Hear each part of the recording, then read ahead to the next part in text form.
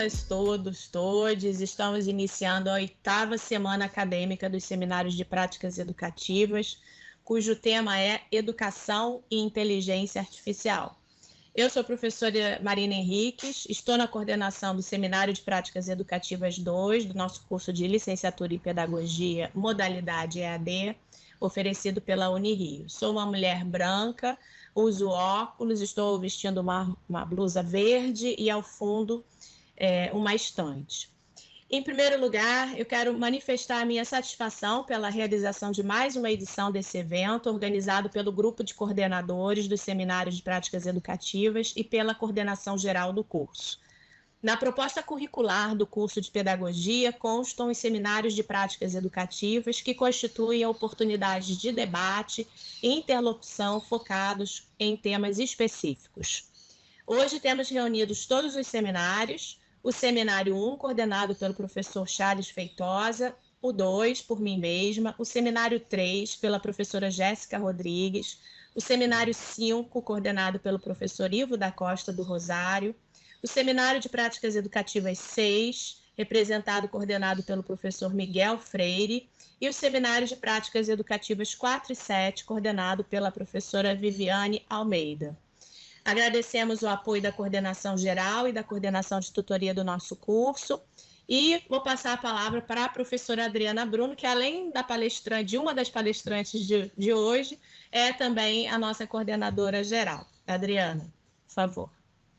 Bom, boa tarde, boa noite, bom dia, para todos, todas e todos. É uma alegria estar aqui com vocês nesse evento, nesse 8º seminário, a 8ª Semana Acadêmica de Seminários de Práticas Educativas de Pedagogia e EAD da Unirio. Então, é uma alegria estar aqui. Parabenizo a todos os professores dessa disciplina, desse conjunto de disciplinas, pelo trabalho que vem desenvolvendo. E muito feliz, não só por abrir esse evento, mas também por estar hoje com a minha querida Edneia, minha amiga, minha parceira de tantos anos, e eu acho que a gente vai poder conversar bastante e a partir de um tema tão potente, Então, sejam muito bem-vindos, bem-vindas e bem-vindes, e eu espero que vocês aproveitem muito. Em nome da coordenação, da professora Raquel Kolasik também, que coordena esse curso, de toda a equipe, eu agradeço muito o convite e a oportunidade de estar aqui com vocês. Obrigada, Adriana. Bom, o tema é urgente, Um tema muito quente, educação e inteligência artificial. E para falar sobre o assunto, a gente conta com a presença da professora Adriana e também da professora Edmeia Santos, que é professora titular do Instituto de Educação e do Programa de Pós-Graduação em Educação da Universidade Federal Rural do Rio de Janeiro. Líder do Grupo de Pesquisa Docência e Cybercultura e participante também do Conselho Científico da ANPED, pesquisadora do CNPq e cientista do nosso estado pela FAPERJ. A professora Adriana Bruno é professora do Departamento de Didática e do Programa de Pós-Graduação em Educação da Unirio e também coordenadora do nosso curso de Educação à Distância. É autora do livro Formação de Professores na Cultura Digital, Aprendizagens do Adulto, Educação Aberta, Emoções e Docências.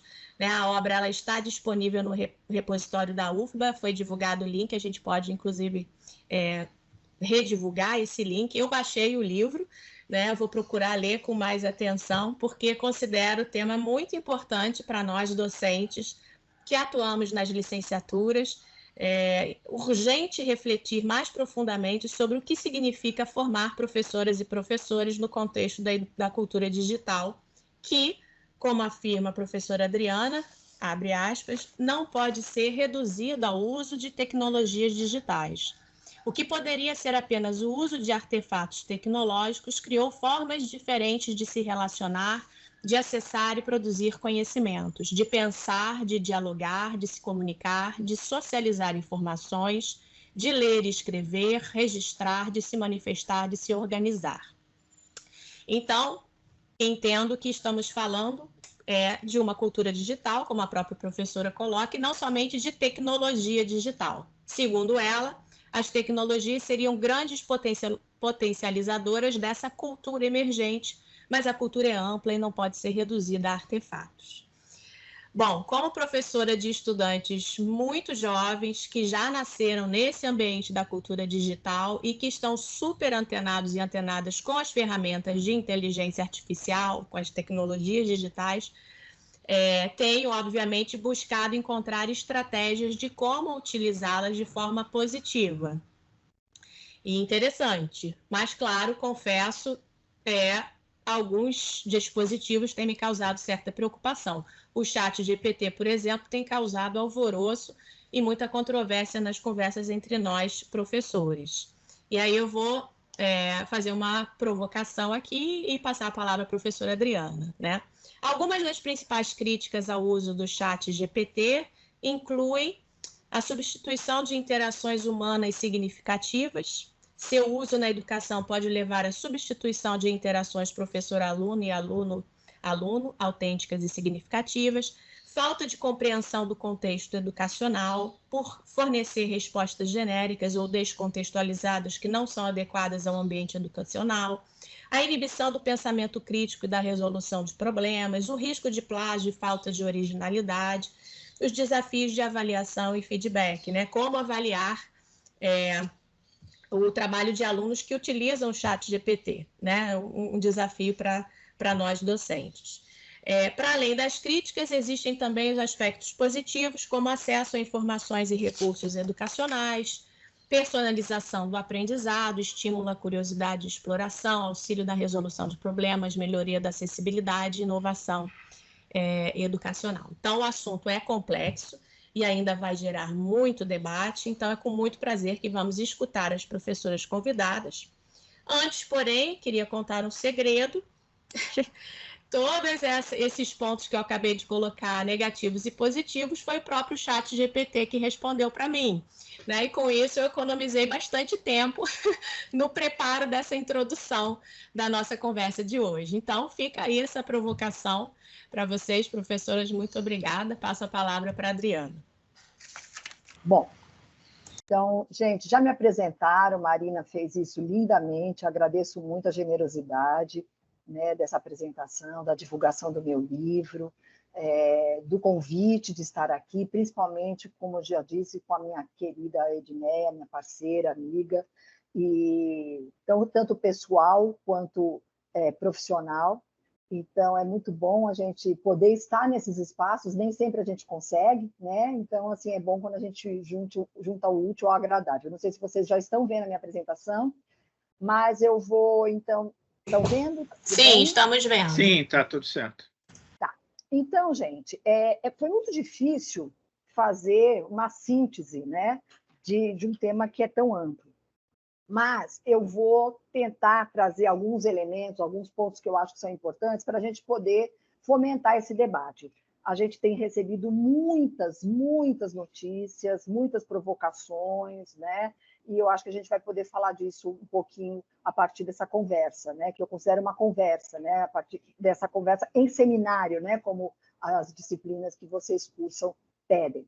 Então, a Marina já divulgou o livro, né? Eu trouxe também para vocês, ele também está aqui, né? Ele é um livro muito legal, muito gostoso de ler, então, para quem quer o analógico, vamos dizer assim, ou então pode dar aí usar o QR Code ou comprar na Amazon, né? Ele é disponível gratuitamente, como foi falado pela UFBA, né? Pela editora da UFBA.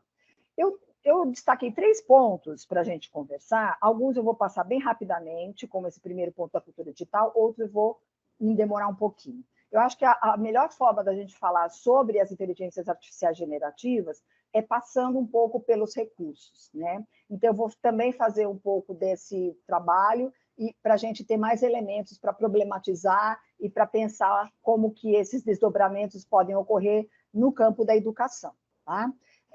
Eu queria começar falando da cultura digital, porque a gente tem que entender que é uma cultura de mistura, de mixagens, né? Ou a cibercultura, né? Também conhecida por cibercultura.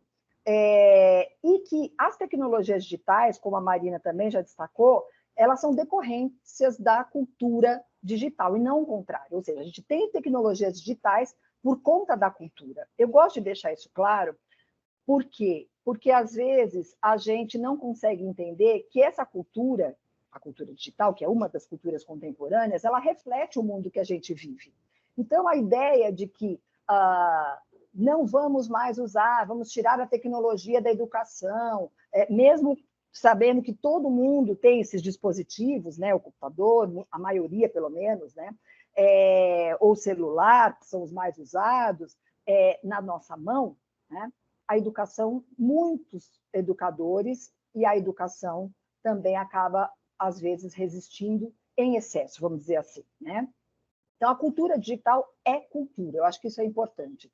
Para quem tem na mão ou para quem não tem. Então, e aí eu comecei falando da cultura digital, Ótimo. Agora vocês estão vendo? Sim. Tá.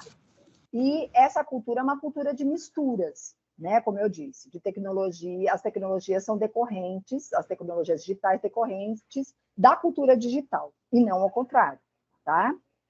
E aí, essa cultura que reflete o mundo que a gente vive, né? Para todas as posições que a gente possa assumir, né? Ela é cultura. É isso que é importante a gente entender, né? Então, agora estão vendo a imagem? Agora sim. Sim, Tá. sim. Então, essa imagem é uma imagem que eu gosto muito, porque aparece aí, né? Crianças fazendo um selfie com um chinelo, estão posando, né, para um chinelo. E eu acho que o que eu compreendo por cultura digital é exatamente isso. Ainda que a gente fale muito da carência do acesso aos dispositivos tecnológicos digitais para muito do nosso povo, tanto no Brasil quanto em outros países do mundo, né? É uma cultura, ou seja, essas crianças, apesar de não terem provavelmente acesso, nem todos terem provavelmente acesso a dispositivos como um celular para fazer um selfie, eles sabem o que é um selfie, né? Eles posam para um selfie. Claro que essa imagem também acabou sendo feita por alguém que acabou fotografando, né, esses meninos. Tanto que você vê que alguns deles até estão olhando para quem estava tirando essa foto, né, que a gente agora partilha. Mas eu acho que é importante a gente pensar a respeito disso, eu proponho essa reflexão, porque quando eu tiro isso de cena, né, quando eu finjo que essa cultura não está presente na educação, nas escolas, nas universidades, eu deixo de compreender as potencialidades, né, que envolvem tais tecnologias digitais. Aí, dito isso, nós vamos direto para o ponto, então, das inteligências artificiais generativas, né? Como a gente tem um tempo, né, determinado, eu não vou fazer um histórico das inteligências artificiais, não é o caso aqui, né? Mas, assim, há muito tempo que a gente convive com essas inteligências artificiais. Hoje, elas assumem um lugar de excelência porque elas estão atravessando o nosso cotidiano, né? Então, a gente tem falado muito do tal do ChatGPT, né? Como já foi falado pela professora Marina aqui na abertura desse evento. Mas o que são, né, as inteligências artificiais generativas? Elas são responsáveis pela criação de conteúdos novos e originais. Originais com muitas aspas. Por quê? Porque são conteúdos que são criados por máquinas, por inteligências artificiais, por algoritmos, né, que geram esses conteúdos a partir de grandes bancos de dados e os bancos que estão disponíveis para todos nós, né? Então, os recursos utilizados para gerar esses conteúdos já foram produzidos por nós. Eu gosto de lembrar que, quando nós usamos muito, né, sistematicamente, esses recursos na pandemia, nós usávamos, inclusive, as plataformas gratuitas, né, que estavam ali, gratuitamente à nossa disposição, nós estávamos, de fato, alimentando também esses bancos, alimentando as inteligências artificiais, ensinando-as a produzir conteúdos, a falar como nós falamos, a se apropriarem das formas e das linguagens que nós utilizamos, né? Aqui eu trouxe alguns, mas eu vou passar por eles, né? Mas nós temos inteligências artificiais que produzem textos, imagens, vídeos, músicas, enfim. uma infinidade, em múltiplas linguagens, né, de conteúdos a nosso comando. Tá? Eu faço aqui uma anotação de que alguns desses recursos já trazem referências bibliográficas, porque quando eu peço para criar um texto, a Marina deu um exemplo, né, ela usou o ChatGPT para criar a apresentação desse nosso evento, se ela pedisse para o ChatGPT, né, quais foram as referências que ele usou para criar esse texto que ela leu para nós, possivelmente hoje, no começo, eu comecei a trabalhar lá no janeiro de 2023, né? A notícia que a gente tem, a gente começou a ter relação com essas inteligências artificiais a partir de dezembro de 2022, né? E aí eu já comecei a usar a partir de janeiro, fevereiro, e naquele momento os bancos, né, principalmente do ChatGPT, que a gente usa a plataforma gratuita, hoje tem a paga também, os dados ainda eram muito limitados, eles estão expandindo cada vez mais. E eles não apresentavam autoria. Hoje eles já apresentam autoria.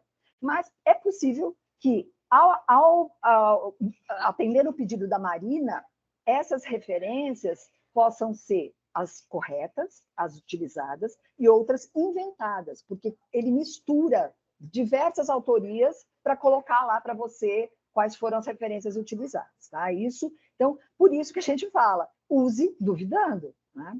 Bom, a primeira que eu vou mostrar, né, essa DALL-E 3, ela também está sendo integrada, né, pelo Canvas. O que ela faz? Né? Você não precisa ter grandes habilidades tecnológicas para usar a maioria delas. Né? Mas para criar imagens. E aí, o que eu pedi aqui? Eu pedi duas coisas. Releituras dos Jardins de Monet, e aí aqui à direita vocês podem ver duas releituras feitas por esse recurso de imagem, né? E pedi para colocar uma fênix nos Jardins de Monet. Aí ela fez essa fênix aqui e colocou. Tá? Então, são imagens que são criadas a partir dos comandos que a gente tem. Tá?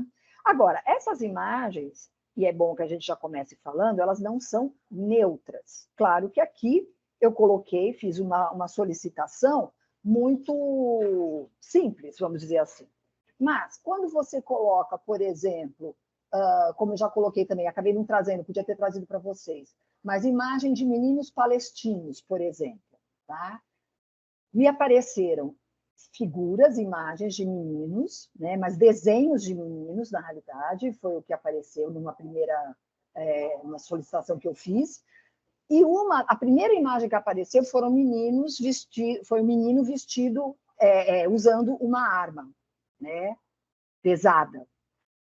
E aí você vê que, ou seja, o recurso não é ingênuo, né? Ou seja, existe por trás comandos, né, instruções, orientações que fazem com que, porque aparece menino palestino segurando uma metralhadora, não é?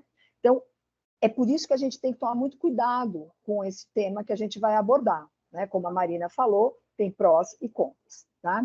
Bom, vou passar por aqui, que ali eu também já trazia uma relação. A única que eu vou falar, que eu não vou apresentar, mas que existe, é essa Taif, que ela faz o quê? Ela resume os vídeos do YouTube. Então, se você tem um vídeo de 1 hora, ele vai trazer um texto falando quais são os pontos principais, inclusive com a numeração, né, dos minutos desse vídeo para você. Né?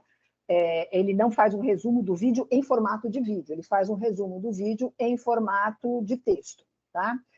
Existe um outro recurso chamado Perplexity. Tá?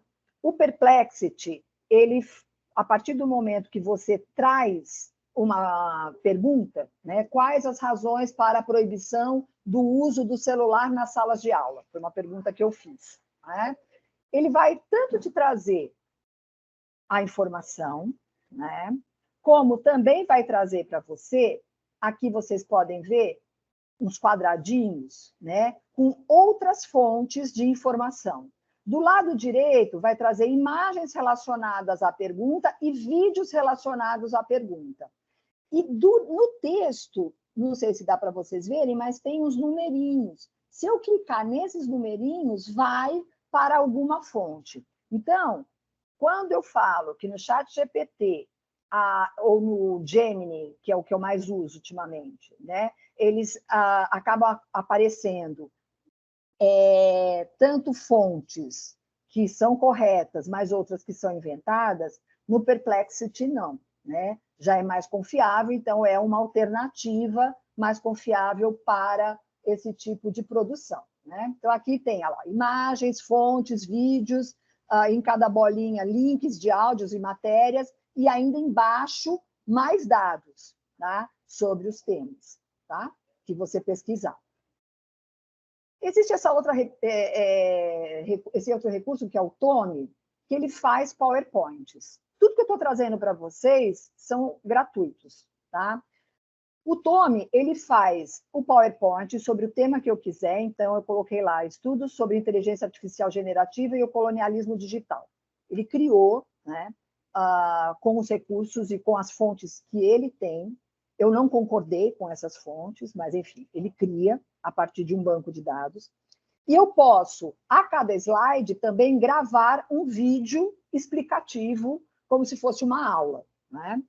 O Gama faz a mesma coisa que o Tome, tá? Só que ele permite que eu use os recursos que eu tenho no meu Chrome, por exemplo, né?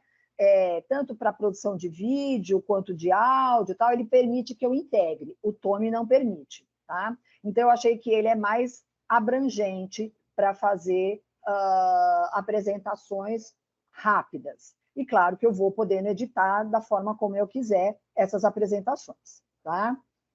Então, olha, aqui, por exemplo, eu fiz uma apresentação e coloquei um vídeo na hora. Esse vídeo, ele vai, não é por slide, ele vai usando toda a apresentação, tá? Então, é uma plataforma também que me pareceu mais amigável, porque eu vou colocando dados, mais dados. Ele abre mais para que eu coloque, o Tome é mais restrito, tá?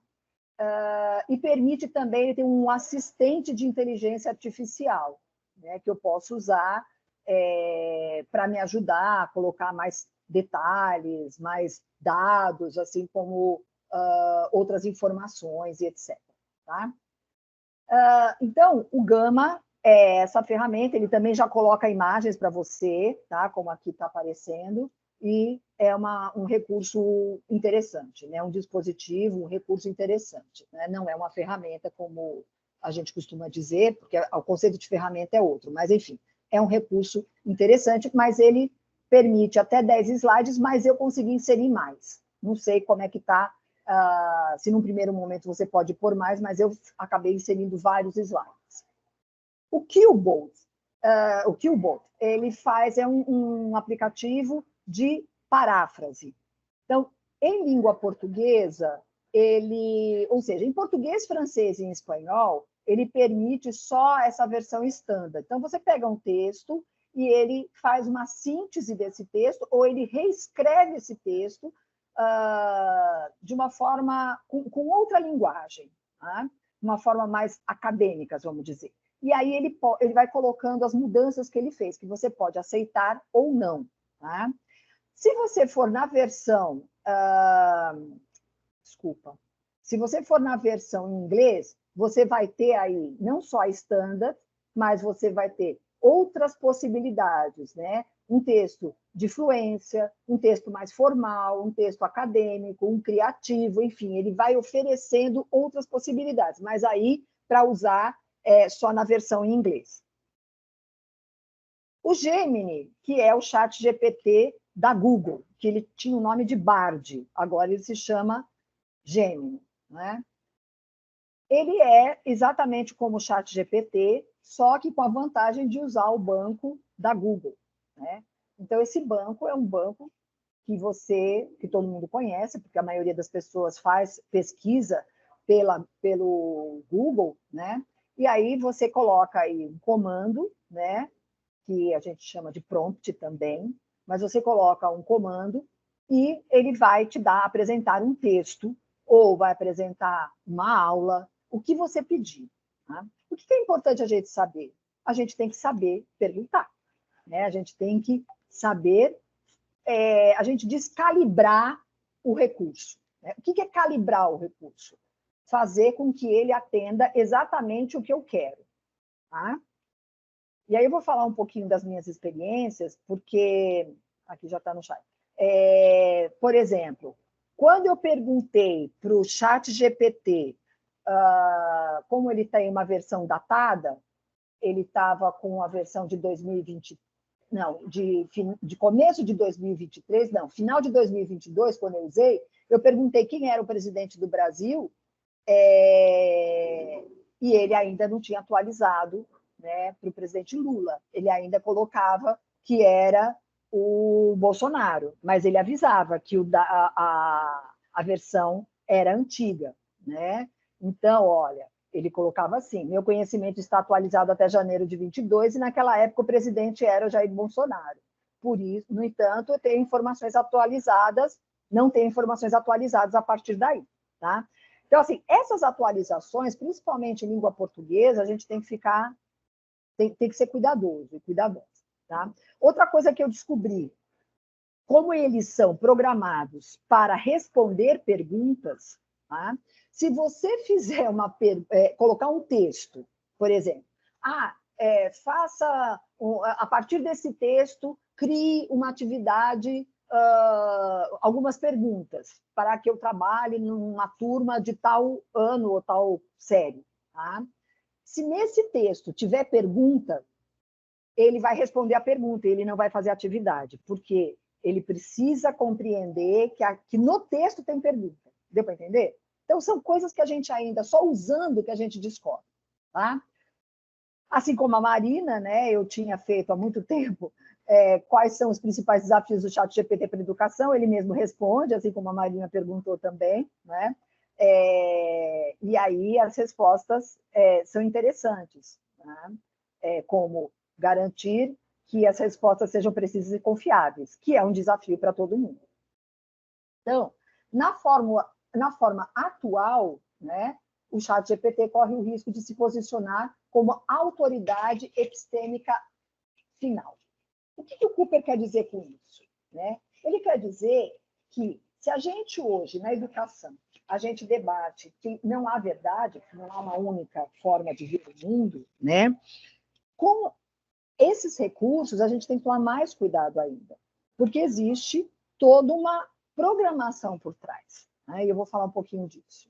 Outro recurso é o Cider, né? Que eu acabei colocando num dos computadores que eu uso. Eu estou aqui na universidade, então não estou com esse computador, mas que ele vai resumir também o vídeo, né, da máquina de IA, e quando você instala, tudo que você pesquisar, ele vai te dando informações paralelas, criando textos aqui paralelos no seu computador. Então, assim, eu tenho usado para testar mesmo. Né?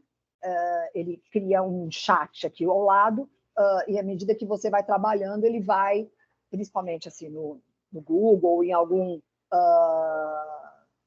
plataforma de pesquisa, ele vai criando textos, oferecendo dados, oferecendo informações, vídeos, para que você também possa utilizar. Né?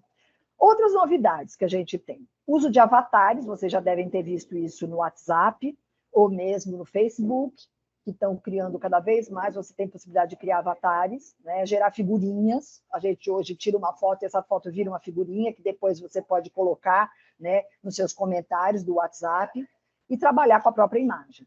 Então, isso já é dentro desse movimento que a gente está tendo de inteligência artificial. Esse livro está indisponível, ele foi criado pelo Midjourney, e ele é com o ChatGPT-3 na época, e ele foi tirado do ar, mas é uma história, né, de robô e astrogildo, que ele foi desenhado, né, ilustrado, e a história inteira criada por inteligência artificial.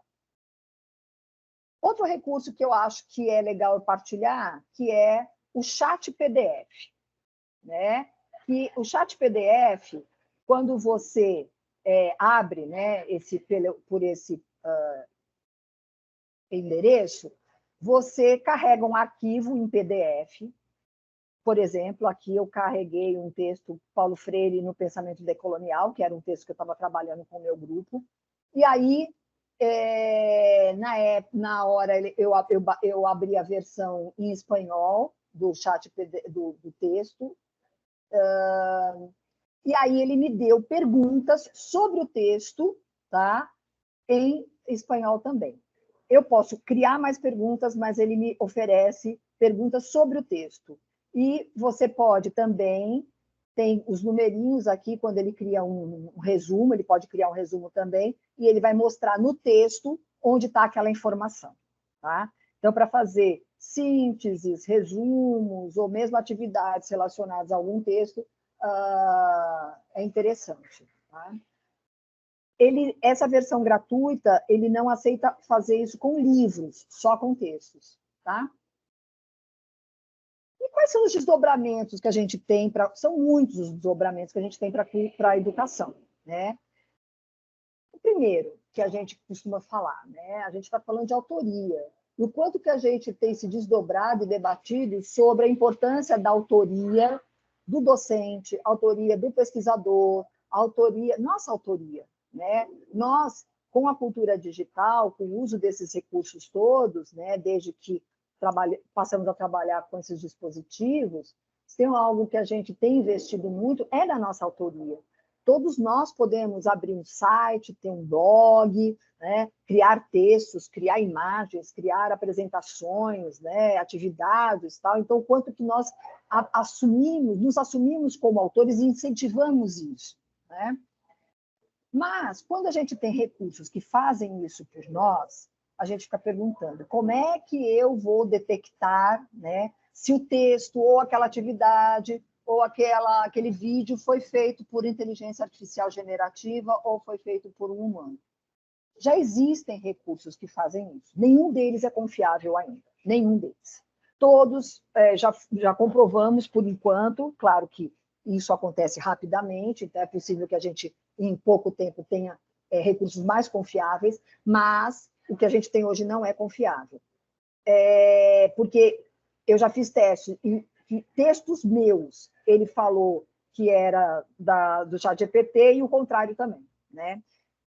Mas a questão é que a gente tem, além disso, o que tem sido chamado de humanizadores de textos, ou seja, eu faço o meu texto usando o ChatGPT ou o Gemini, né?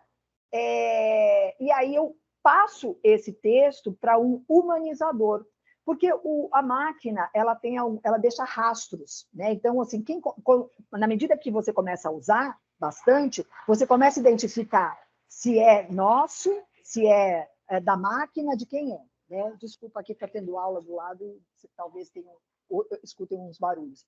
Mas, quando você faz isso, você passa por humanizadores, ele tira esses rastros, né, de inteligência artificial da máquina e tenta deixar o mais próximo possível de textos humanos.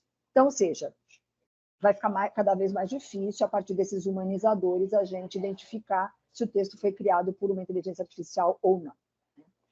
E, adiante desse cenário, quais são os desafios? Eu acho que o primeiro desafio que eu gostaria de voltar, quando eu falei lá, né, da cultura digital, é que não adianta a gente fingir e proibir o uso em sala de aula, porque ele já vai estar presente na nossa sala de aula, se a gente, querendo ou não, porque isso já está sendo usado pelas pessoas, pelos estudantes. Né? Então eu vou proibir, mas vou fazer todo mundo só escrever à mão, né? Usar o analógico, só o caderno, o livro. Particularmente, eu acho que a mistura ela é muito potente. Eu acho que a gente precisa usar tudo o que tem à disposição. Né? O continuar escrevendo à mão é legal, até porque as conexões, as sinapses que a gente faz quando a gente escreve manualmente são diferentes de quando a gente escreve no digital. E a gente não pode perder nenhuma dessas capacidades humanas. Né? Mas trazer isso para dentro da sala de aula, trazer isso para discussão nos nossos cursos, aqui nós estamos falando com vocês que estão fazendo formação de professores, que nós formamos professores, né, juntos, é fundamental, né, para que a gente possa não proibir, como tem sido feito com os celulares, mas trazer e discutir em que momento eu vou usar, em que momento eu não vou usar. E aí, a gente tem feito, então, portanto, muitas pesquisas, produzido textos, imagens, vídeos, música, arte, para poder entender melhor e poder formar vocês todos para que esse uso seja um uso bacana, né? Um uso consciente, ético, estético. Né? E não dá para escapar. Gente, eu tive notícia essa semana que tem alunos do ensino médio que calibraram o ChatGPT para que ele assuma o papel de psicólogo, de terapeuta. E eles estão adorando a experiência de usar o ChatGPT como terapeuta, porque, segundo eles falam que o ChatGPT não julga, como se o terapeuta julgasse, né? Ou seja, é uma outra, mas a subjetividade não está ali, né? Então, a gente teve aqui a notícia também, né, de um governador do estado de São Paulo que quer colocar a goela abaixo dos professores o ChatGPT para a produção de materiais, por enquanto, né? Mas alguns já estão dizendo da substituição desses professores pelo ChatGPT. Então, assim, adianta eu simplesmente fingir que isso não tá acontecendo? Não. Vamos conversar? Vamos tensionar? Vamos problematizar? Vamos criar atividades? Vamos usar esses recursos? Agora, uma questão que a gente tem muito clara, que eu já falei para vocês, é fazer perguntas. Nunca foi tão importante você saber fazer perguntas, porque as perguntas, quanto mais refinadas, mais apropriadas, mais você vai ter respostas fidedignas ou dentro da demanda que você colocou. Tá? Então, você sabe fazer perguntas? E seu aluno ou sua aluna sabe fazer perguntas? Né? Eu acabei de ver uma matéria essa semana também, que nós estamos, desde 1950, nós diminuímos 40% da nossa capacidade de vocabulário. Nós diminuímos o uso de vocabulários em 40%. Com esses recursos, a tendência, quando eu delego para um fazer alheio sem uma crítica e sem uma apropriação das linguagens, né, sem o meu fazer, sem a minha autoria, eu vou cada vez mais diminuindo, né, esse acesso ao vocabulário, ao universo vocabulário. Então, eu preciso ler muito, eu preciso estudar muito, tanto no analógico quanto no digital, para que eu possa, assim, me apropriar, né, dessas linguagens todas e saber fazer perguntas, saber dar comandos que me favoreçam. Né? As inteligências artificiais elas são criativas? Como? A partir de nós. Né? E nós criamos. Né? Então, a questão da plataformização está sendo muito debatida, os dados, né, dos algoritmos. Né? Então, como é que a gente lida com tudo isso? Então, o evento que esse grupo está fazendo é fundamental. O momento de discutir é agora. Né? Outro desafio é duvidar das informações dadas e pensar como é o conteúdo tratado sem o envolvimento das inteligências artificiais e quais as consequências se alguém não concordar com as ideias selecionadas pelo IA. Porque o IA, vamos pensar, a gente teve agora um debate sobre uma explosão aí de debates sobre o Alexandre Moraes, né, o ministro, e o Elon Musk. Né? Ali a gente tem, né, duas forças, né, muito potentes, muito importantes. Agora, é claro que o Elon Musk tem toda uma ideologia por trás. Né? Então, uma inteligência artificial que ela é disponibilizada por este grupo vai ter uma linha, uma forma, uma visão. Se eu não tenho essa crítica, como é que eu vou simplesmente aceitar aquilo como verdade? Que é aquela ideia de verdade que a gente falou anteriormente. Né? Então, a quem se destina? A população em geral? Quem? O rico, o trabalhador, o pobre? É isso que a gente tem que pensar. Quem que vai usar? Quem é que vai ficar refém? Ou quem é que vai ser crítico, criativo? Como cada um aqui vai usar e integrar na sua vida? E quais os desdobramentos futuros? Tá? A gente fala de regulação desses dispositivos, eu não vou entrar nisso porque é uma questão mais legal, mas é importante a gente saber que a regulação é importante. Hoje só a Europa que já fez a regulação, e é importante que vocês acessem, né, os níveis de regulação que foram feitos, mas a gente sabe que a inteligência artificial, dentro desses processos de regulação, eles estão cuidando da manipulação comportamental cognitiva, ou seja, as pessoas, a identificação facial de pessoas na rua para policiamento, para prender pessoas, bandidos. Isso foi proibido pela Europa. A gente espera também que isso seja proibido no nosso país. Por quê? Porque a gente sabe que a gente tem um recorte muito racial em relação a essas questões no nosso país, e é óbvio que a inteligência artificial vai acabar favorecendo, né, esse mau uso, tá? Identificação, que é a identificação biométrica remota, né, de reconhecimento facial, e outros pontos que a gente poderia citar. Eu vou adiantar, porque senão a Meia fica com pouco tempo para a discussão e eu quero ouvi-la também.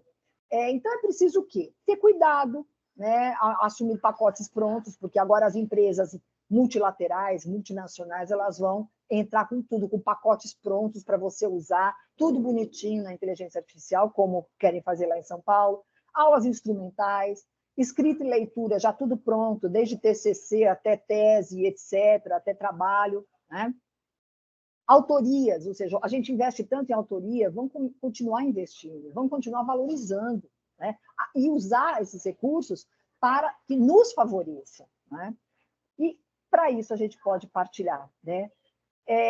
Eu tentei acelerar porque eu acho que é o momento só de apresentar, né, esses desafios. São muitos os desafios, né? São muitas questões que a gente tem muitos outros recursos, mas eu selecionei alguns só para vocês terem ideia, mas a gente tem que lembrar que os vídeos também estão sendo criados por inteligências artificiais, e com eles eu posso colocar, por exemplo, a imagem da Mé, a imagem da Marina, com uma boca mexendo e falando algo que eu coloquei na boca, né, naquele vídeo, e aí parece para quem está assistindo que é a Marina falando, ou que é a Edmeia falando, e não é, né? Então, isso tudo está dentro daquele, né, campo das fake news, né, da deep web, que vocês devem já estar ouvindo falar. Então, é um grande, né, pacote de questões que a gente tem que problematizar, debater, para tomar algumas decisões, mas principalmente formar professores mais conscientes, éticos, e saibam que a gente está aqui para fazer isso junto com vocês. Obrigada, eu vou passar a palavra, então.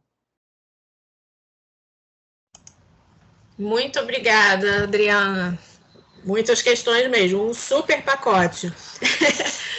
Vamos passar então para a professora Edmeia, e aí no finalzinho a gente vai ter um tempo para fazer algumas perguntas assim com as pessoas que estão aqui participando dessa conversa. Vamos lá, professora, com você. Olá. Vocês estão me vendo e ouvindo? Sim. Maravilha.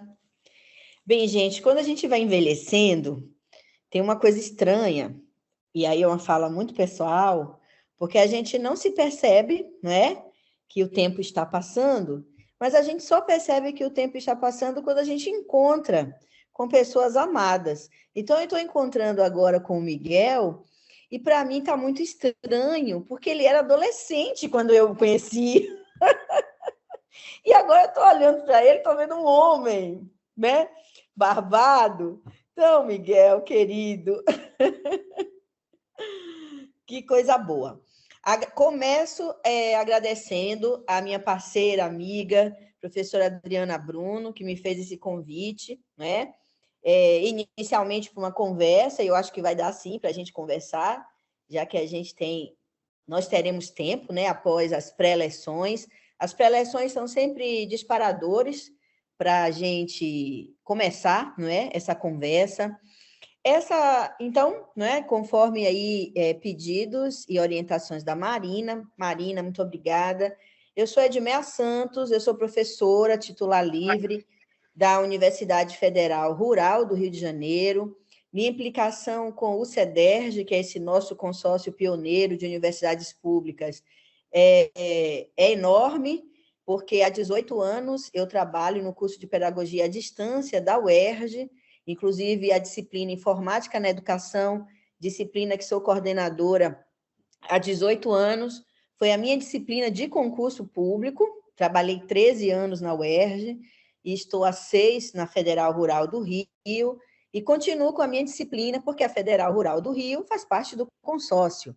Então, neste locus, né, nessa unidade curricular, eu venho desenvolvendo, junto ao meu grupo de pesquisa, que é o GPDOC, Grupo de Pesquisa Docência e Cibercultura, diferentes desenhos didáticos, diferentes práticas pedagógicas mediadas aí por essas tecnologias digitais em rede.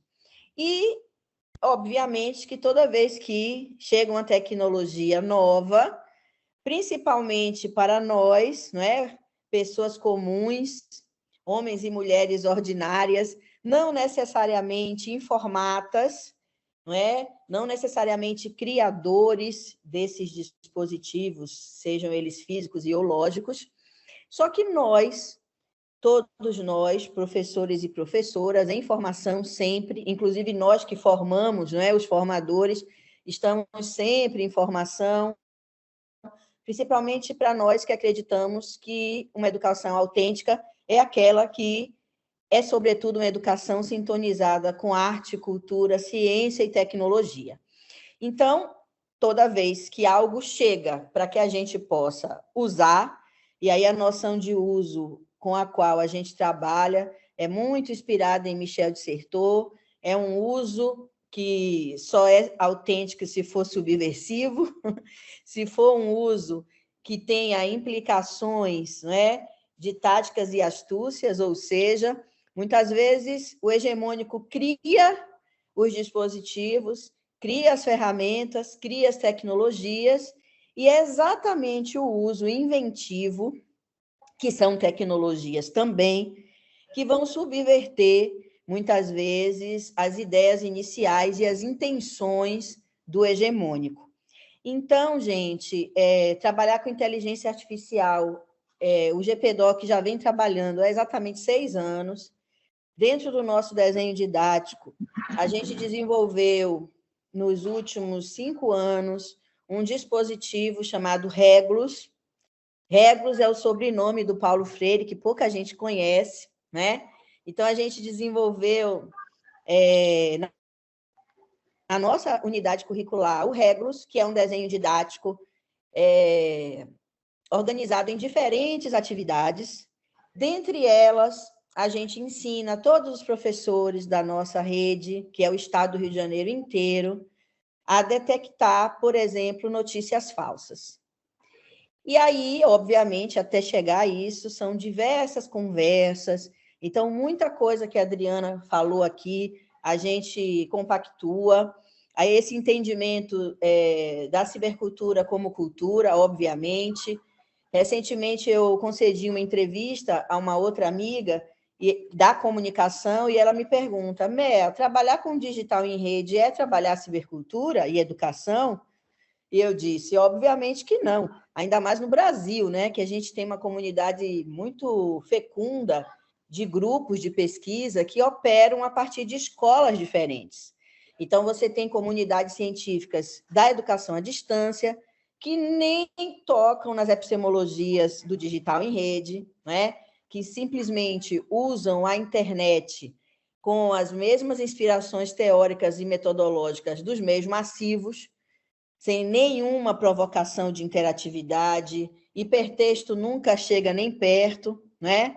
O Simão Pedro, um amigo nosso, tem uma piada que ele fala de PDF Education, que é quando a gente sai pendurando vários PDFs, né, no ambiente virtual e não se dá o trabalho de promover uma sequência didática mínima de hipertexto para garantir aquilo que a gente chama, inspirado em Bakhtin, de muitas vozes, né, de polifonia, mas o próprio entendimento que a internet tem uma linguagem própria, que é a hipermídia. Então, por que não proporcionar desenhos didáticos em hipermídia? Já que a gente tem esse banco gigante do ciberespaço, que permite que a gente tenha vozes em diferentes linguagens. podcasts, vídeos, microvídeos, hipertextos. Desenhar tudo isso com essa plasticidade já faz diferença em termos de polifonia. E por que não, não é? Fazer com que esse desenho didático seja interativo? Por que não desenvolver situações de aprendizagens colaborativas, inventivas? Por que a gente ainda não supera a produção de conteúdo para ser ofertado? Não é? Então, lá no Regros, a gente cria um desenho didático bastante interativo, hipertextual, e a gente trabalha com um chatbot de inteligência artificial que vai produzindo um banco de dados, coletando essas notícias falsas, e aí, ao passo que as notícias vão aparecendo, os nossos alunos vão manipulando, esse banco vai se alimentando. E depois a gente cria contraditos em multimídia, em linguagem hipertextual, incentivando a criação de memes, vídeos, enfim.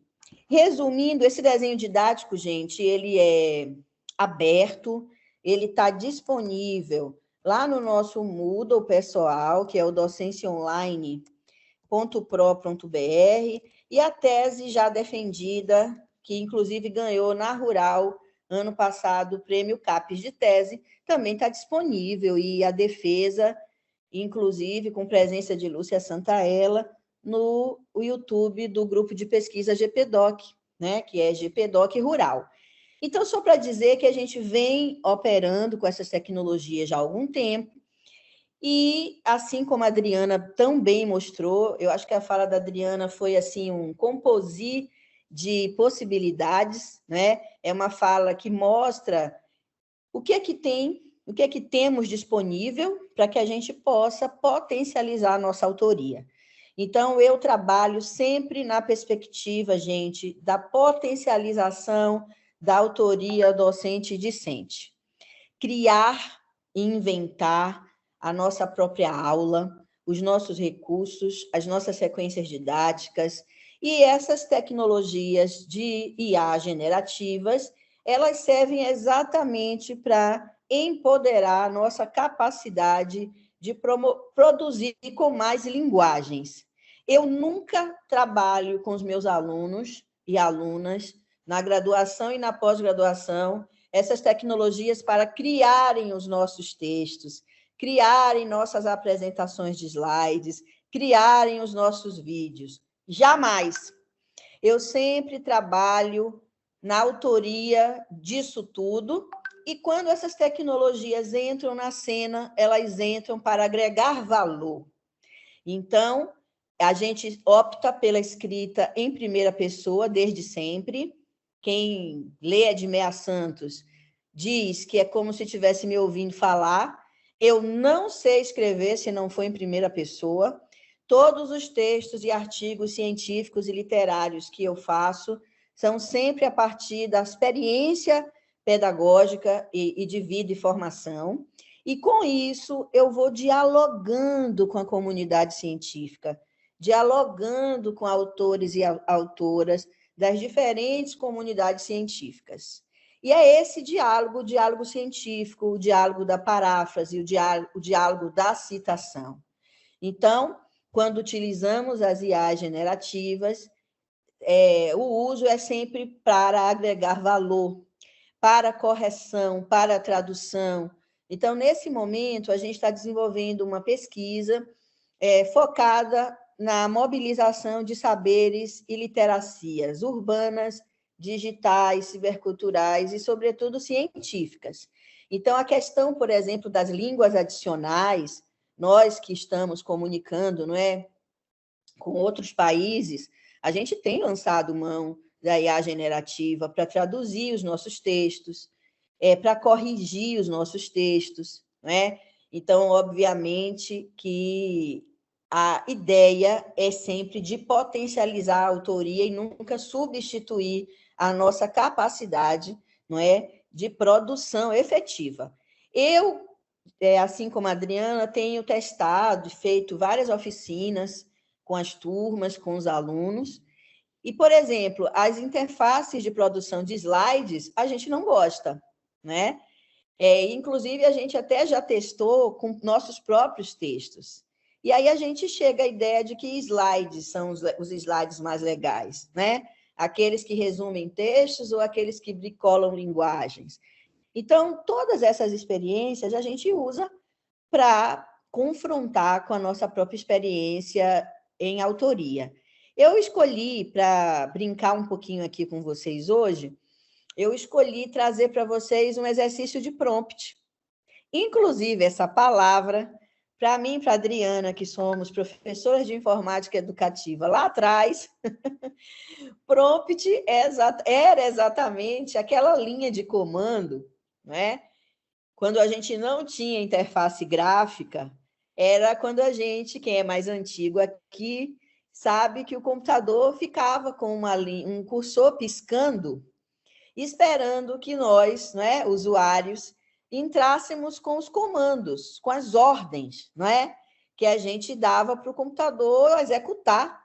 Porque, na verdade, quando a gente encadeia uma sequência de ordens ou de comandos, a gente já está diante do algoritmo, né? O que é o algoritmo? É exatamente um conjunto de instruções que a gente escreve e manda para o computador executar alguma tarefa. Então, a gente é do tempo que a gente programava, que a gente não tinha interface gráfica para gerir os nossos arquivos, o nosso computador. Então, tudo antes da interface gráfica era exatamente escrito nessa linha chamada prompt. Prompt, na verdade, é a tela de entrada, é quando nós, usuários, damos as informações, as ordens para o computador executar e processar a informação. E agora, na era da IA generativa, fala-se de engenharia do prompt, pedagogia do prompt, e aí a Adriana também tocou nisso, mas eu tenho me debruçado a pensar, fazer pensar esse prompt pela pedagogia da pergunta, inclusive recuperando o nosso mestre amado Paulo Freire, que tem uma teoria sobre isso, né? Uma vez que ele criticou a educação bancária por ser uma educação da resposta, professores que levam o conteúdo mastigado, já dando as respostas, Paulo Freire, há muito tempo, já nos convocou a engendrarmos a pedagogia da pergunta, né? Exatamente criando perguntas, ensinando a fazer perguntas. E aí, quanto mais a gente aprende a fazer perguntas, e por mais que a gente ache que isso é simples, não é. Inclusive, dos primeiros saberes, não é? Do professor epistemologicamente curioso, nas palavras de Paulo Freire, é a capacidade de fazer boas perguntas. Quando a gente não sabe fazer boas perguntas, a gente não consegue desenhar as aulas inventivas, criativas, e a gente também não consegue desenvolver o fundante da educação autêntica, que é exatamente a capacidade de fazer essas perguntas. Então, essa semana, inclusive, né, esse evento está muito feliz, porque nessa semana a gente vai conseguir colocar online 2 livros, 2 e-books, inclusive temos aqui presença da professora Adriana em um deles. A gente convive uma distância, como já disse o Martim Barbeiro, muito grande entre o ato de produzir a novidade, né, esse inédito viável, com a lentidão dos processos modernos de divulgação e difusão científicos. Por isso que autor tem blog, né, faz diário nas suas redes sociais, busca meios de divulgar as novidades em tempo real, e aí é cultural. Quem me conhece sabe que eu habito e produzo conteúdo diariamente.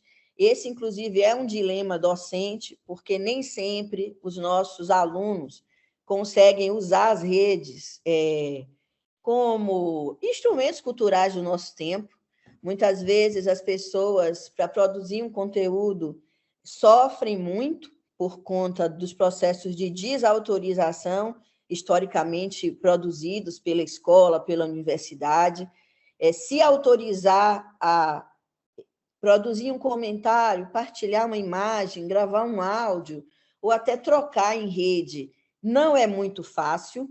E aí, gente, esse é um dilema enorme, porque nós aqui, né, somos pessoas de mais ou menos 50 anos, e a gente já tem professores millennials, a gente já tem professores da geração Z atuando em diferentes espaços, tempos educacionais.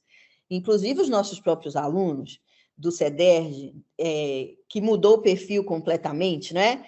Logo no início, a gente tinha professores veteranos que não tiveram oportunidade de cursar cursos de ensino superior, e hoje a gente tem a meninada, inclusive, fazendo cursos à distância nas suas primeiras graduações, como a gente tem profissionais veteranos de outras áreas fazendo os nossos cursos porque querem ser professores e professoras, ou virar carreira, enfim. E aí a gente se pergunta, por que mesmo tendo novos professores sintonizados com a cultura contemporânea, quando a gente veste a roupa de docente, a gente volta para o século XIX ou início do século XX? Porque há um peso histórico nesse currículo, né? Há um peso histórico de 5.000 anos do falar ditado mestre, que não nos permite efetivamente engendrar currículos em rede, currículos ciberculturais. E a nossa luta é exatamente essa. A Adriana citou o caso que está aí dominando todas as redes na cena da vez, que é a Secretaria de São Paulo lançando mão de inteligência artificial para produzir sequências didáticas para os professores. Como se esse não fosse o nosso trabalho genuíno, que é pensar, fazer, pensar a própria aula. Só que a gente já acompanha há muitos anos o instrucionismo dos currículos. Então, a gente antes criticava as universidades privadas por elas não triangularem ensino, pesquisa e extensão. Mas já há muito tempo que o ensino também não é mais de autoria dos professores. Há aquilo que na literatura curricular a gente conhece como currículo do escritório. Então, há escritórios pensando os currículos, desenhando as sequências didáticas, digitalizando tudo isso, e muitas vezes os professores são contratados para fazer a mediação desses materiais que nunca foram seus em termos de autoria. Então, esse processo de desautorização da nossa docência não é novo, não é algo que vai acontecer por conta do mau uso da IA, isso já vem acontecendo há muito tempo por outras bases, mas, obviamente, que a gente vive um corte epistemológico muito profundo com as IAs generativas, que a gente só viveu da passagem do prompt para a interface gráfica e das mudanças da própria interface gráfica. Então, da Web 1 para a Web 2 foi um corte profundo, né? A primeira separava a conversação do conteúdo. A gente, quando estava lá na Web 1.0, a gente criava as homepages, né? Os sites das nossas aulas, das nossas instituições, e para conversar, a gente tinha que criar uma lista de discussão ou ir para outro lugar. A Web 2 aparece principalmente com o evento dos blogs. Os blogs são as primeiras interfaces que juntam o conteúdo da web com a área de conversar, e depois a gente vai se deparando com as redes sociais, do Orkut ao X, não é? E os ambientes virtuais de aprendizagem usados por nós, inclusive, não é? Nos nossos cursos à distância, só para falar do Moodle como um exemplo. Então, seja qual for a interface, a gente tem sempre um trabalho que é muito cansativo, que é dizer para o mundo como não trabalhar, né? Então, em vez do Estado de São Paulo, do Estado do Rio de Janeiro, criar projetos de formação de professores e formação continuada, que bom que a gente faz isso em nossas universidades públicas e no consórcio, Em vez da gente criar projetos para ensinar os professores a utilizarem as IAs generativas em suas autorias docentes discentes, o que é que esse currículo de escritório faz? Tenta desautorizar e nos eliminar em termos de autoria, delegando isso a tecnologias que são potencialmente maravilhosas, mas que também operam com grandes erros, né? E a Adriana também chamou atenção para isso. Mas muito mais que isso, não só operam com grandes erros, como também operam com discussões teórico-metodológicas caducas e instrucionistas.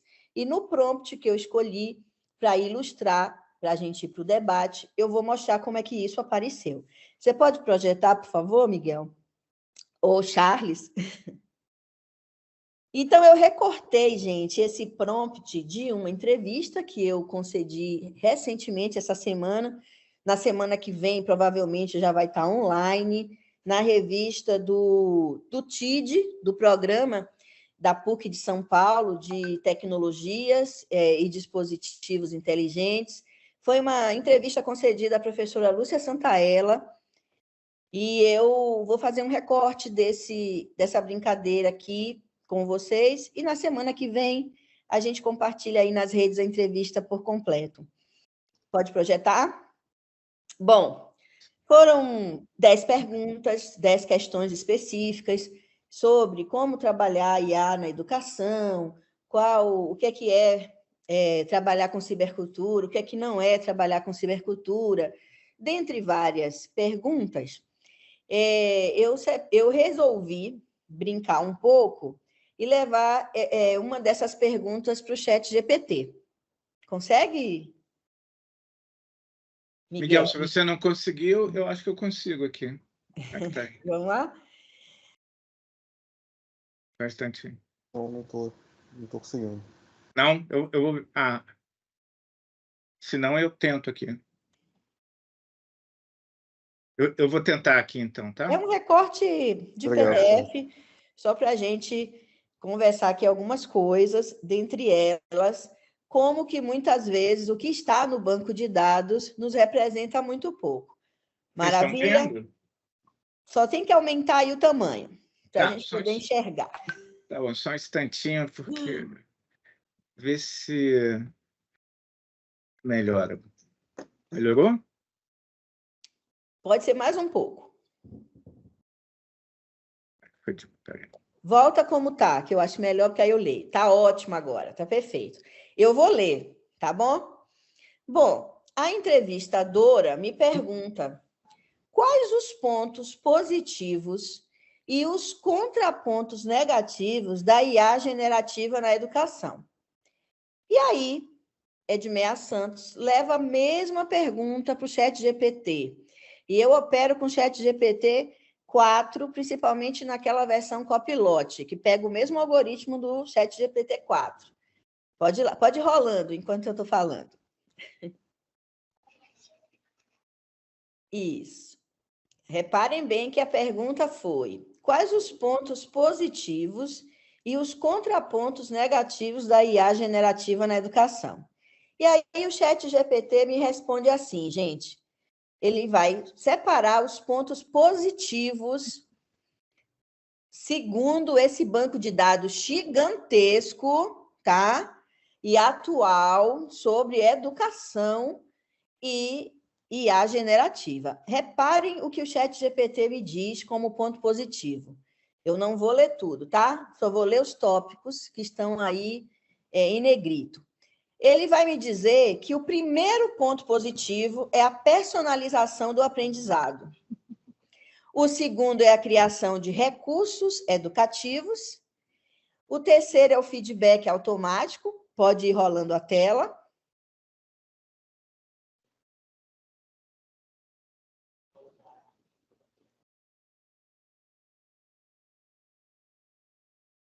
E o quarto é a expansão do acesso à educação. Gente, como uma professora pesquisadora da área, eu trabalho há 26 anos formando professores no ensino superior, e anteriormente eu trabalhei uns 6 na escola básica. Eu, Edmeia Santos, não concordo com esses pontos positivos que a IA generativa me apresentou como ponto positivo de trabalhar com IA generativa. Refuto os 4. Mas vamos em frente. Vamos ver o que o ChatGPT me disse em relação aos contrapontos negativos. Em relação aos contrapontos negativos, o ChatGPT me fala do viés algorítmico, da dependência tecnológica, da privacidade e segurança de dados e da desumanização do processo de aprendizado. E aí, em relação aos pontos negativos, eu concordo com o ChatGPT. Ok? Vamos em frente. Pode rolar essa tela aí. Então, gente, eu, Edmeia Santos, digo o seguinte para o ChatGPT. Até que ponto... Repare, gente, que aí eu vou lançar a minha segunda pergunta para o ChatGPT. É o segundo prompt. Eu digo, até que ponto a personalização do aprendizado é um ponto positivo? Autores sociointeracionistas, isso, gente, porque eu nem quis falar dos autores da cibercultura. Cibercultura, no Brasil, é uma área de conhecimento científica interdisciplinar e multidisciplinar, cujo a produção do conhecimento acontece em diferentes comunidades científicas, por artistas, epistemólogos, educadores, antropólogos, engenheiros, etc., etc. Eu nem citei a teoria de cibercultura que existe no Brasil e no mundo. Eu fui mais humilde e trouxe os sociointeracionistas, que são a base ainda de muitos de nós educadores. E aí eu disse, os autores sociointeracionistas já nos ensinaram que a aprendizagem colaborativa, em rede entre pares, é muito mais potente que as práticas de personalização individualizadas. Aí, o que é que o ChatGPT me diz? É muito engraçado, a gente se diverte muito. Ele diz o seguinte, a personalização do aprendizado pode ser extremamente benéfica, mas é importante reconhecer que não é a única abordagem eficaz. A aprendizagem personalizada permite adaptar o conteúdo, o ritmo, as estratégias de ensino. Repara que vai falar de ensino e não de educação. E aí, gente, ele vai lá se justificar. Vamos lá. Pode rolar a tela. E aí, é muito engraçado, porque a IA nunca contraria a gente. Muitas vezes nos pede desculpa, não é? E vai criar umas outras posições, mas nunca vai nos desautorizar. Muitas vezes ela diz dos seus limites, que não encontrou no seu banco de dados, mas vamos em frente. Vamos ver o que é que eu, Edmeia Santos, continuo aí perguntando para a IA. Pode rolar a tela. Bom, eu insisto um pouco mais e digo, e por que você me apresentou a personalização do aprendizado como um ponto positivo? E foi o primeiro ponto positivo, né? E aí ela vai dizer, né? O ChatGPT vai dizer, eu apresentei a personalização do aprendizado por ser um ponto positivo, porque em muitos casos pode ser uma abordagem eficaz, e aí ainda desdobra, gente, um pouco mais defendendo a posição da personalização. Pode passar tudo, não vou me demorar nisso aí. Vamos lá. E aí, o que é que eu faço, né, no texto da entrevista? Eu vou e digo o seguinte, eu, Edmeia Santos, repare que nas bases de dados do ChatGPT, os aspectos positivos não atendem às minhas concepções sobre a educação na cibercultura. Vamos recuperar aqui os pontos e vamos dialogar com eles mais um pouco. O que é que eu faço? Eu faço um quadro onde eu trago pode parar aí. O que o ChatGPT me trouxe como pontos positivos e eu vou refutar cada um. Não vou ler, vou falar, porque é o que eu penso, não é? Bom, gente, personalização do aprendizado tem muito a ver em valorizar aquilo que na literatura de didática e psicologia da educação, alguns defendem como os estilos de aprendizagem, tá? Obviamente que os estilos de aprendizagem não são carimbos, não são características fixas, mas são pertinências, são preferências de aprendizado. Então, obviamente, que se eu conheço as preferências de aprendizado dos meus alunos, do meu grupo de estudantes, eu posso desenhar currículos, atos de currículos e práticas pedagógicas sintonizadas com os estilos dos meus alunos. Mas eu jamais posso limitar a minha prática pedagógica ao estilo, porque cabe a mim mostrar para os meus alunos que as inteligências são múltiplas, que a nossa mente é uma rede que se auto-organiza e que se eu não gosto muito de ouvir música, por que eu não tento ouvir um pouco mais para desenvolver esse canal que em mim não é tão bom? Por que eu não mostro para aquele aluno que não gosta ou tem dificuldade de escrever, que ele pode escrever sim, desenvolvendo técnicas de escritas criativas? Para eu fazer, muitas vezes, um aluno conseguir escrever seu TCC, sua dissertação e sua tese, eu faço oficinas de literatura, a gente lê outras coisas, eu trabalho muito com a prática do diário, de escrever e narrar sobre si e sobre sua prática pedagógica. Tenho obtido resultados fenomenais em relação a isso, inclusive com pessoas que me procuram para fazer pós-doutorado, pessoas que já são autoras, que escrevem artigos científicos, mas que nunca se autorizaram a escrever sobre si ou suas próprias práticas. Então, gente, o aprendizado personalizado realmente pode mexer com os estilos, mas eu prefiro criar e mediar zonas de desenvolvimento proximais.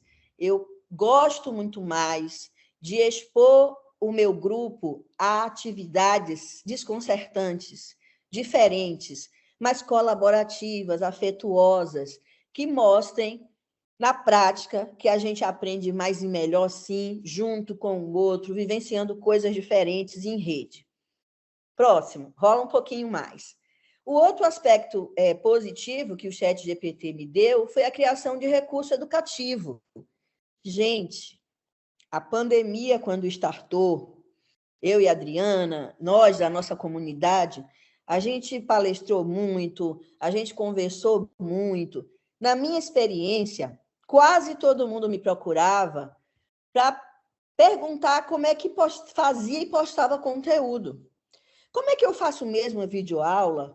Como é que eu faço mesmo uma apostila mais interativa? Como é que eu produzo podcasts?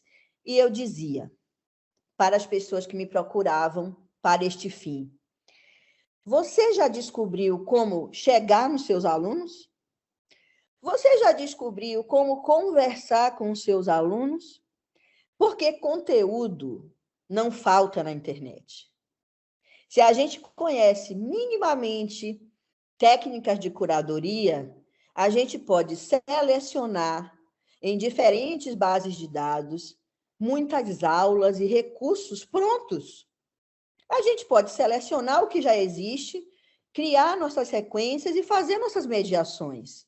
Mas por que insistimos ainda na centralidade de produção de conteúdo e não necessariamente de conversa e de aula conversada, para que a gente, inclusive, produza esses recursos com os nossos alunos, fazendo com que os alunos não sejam só consumidores de recursos que a gente produz, mas, sobretudo, autores desses recursos conosco. Então, obviamente que eu posso disponibilizar vídeos maravilhosos para os meus alunos, mas por que não ensiná-los a produzir vídeos também? Por que a gente não pode construir o próprio livro que a gente trabalha? Por que a gente não pode produzir com mídias e diferentes linguagens, os materiais. Porque o imaginário curricular e didático ainda é centrado na unidirecionalidade. Da gente estar sempre alimentando com conteúdo para consumo e não necessariamente aulas criativas e inventivas de fato, né?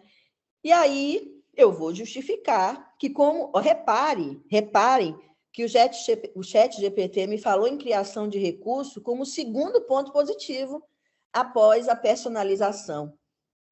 E aí vai me falar de feedback automático. E aí, para nós da educação à distância, que, por sinal, está bastante na moda, os tutores automáticos, alguns currículos já não operam mais com pessoas, com professores tutores, muitos já criam, tá? Currículos com IA, com tutor IA, que respondem automaticamente a fóruns. Eu tive uma experiência de aprendizado de inglês que eu fiquei muito surpresa. Era um fórum e parecia que o tutor que respondia as questões do fórum era uma pessoa, porque a gente vinha com a pergunta e aí a gente tinha a resposta. Mas era sempre focado no conteúdo que já estava naquela base de dados do material. Toda vez que a gente vinha com uma problemática mais sensível, a gente percebia que a IA engasgava. Mas para quem acredita que educar é a centralidade do conteúdo científico, há possibilidades de uso. Mas você vai desumanizando cada vez mais a sensibilidade curricular, né? E a gente sabe que a gente quer muito mais que perguntas e respostas em termos de conteúdo. Currículo é mais que isso, né? Pode ir avançando.